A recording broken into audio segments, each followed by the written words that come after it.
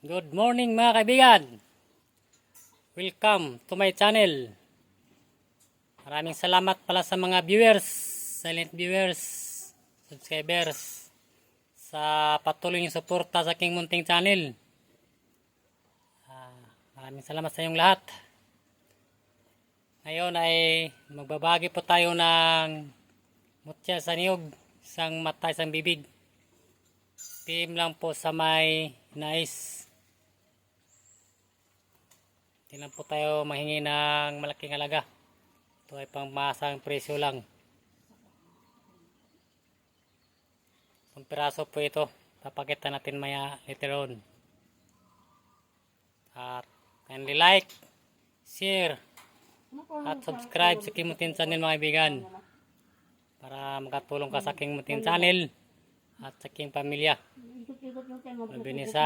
Binigyan na masaksi sa tulong niyo kaibigan.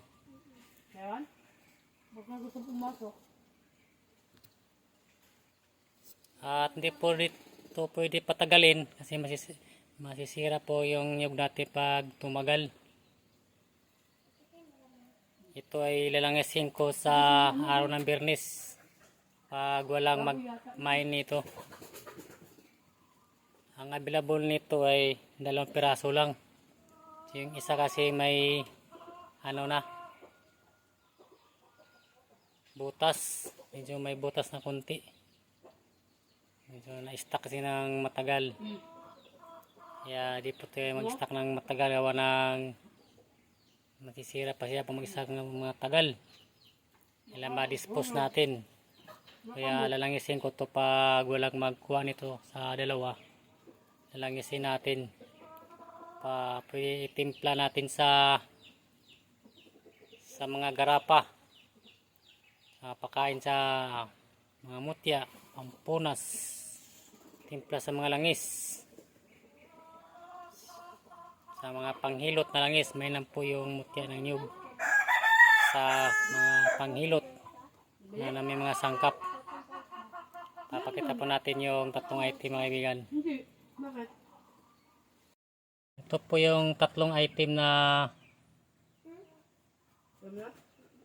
ready for shipping sa may mga nais. Ito, isang mata, isang bibig. Isang mata, isang bibig po yan mga kaibigan. At isa na po ang guhit niya, no? Isang guhit lang yan. Yan. Kaya tinatawag siya ng mutya sa niyog. Bira lang po lang may kita yan mga kaibigan. Kahit makabunot po kayo ng 10,000 pieces, hindi po kayo makakita niyan pag di ka pagkalooban ng kalikasan. Yan. Ito po yung lalangisin natin sa araw ng Martes or Friday. Dito lang kaibigan. Thank you for watching mga kaibigan. God bless us all.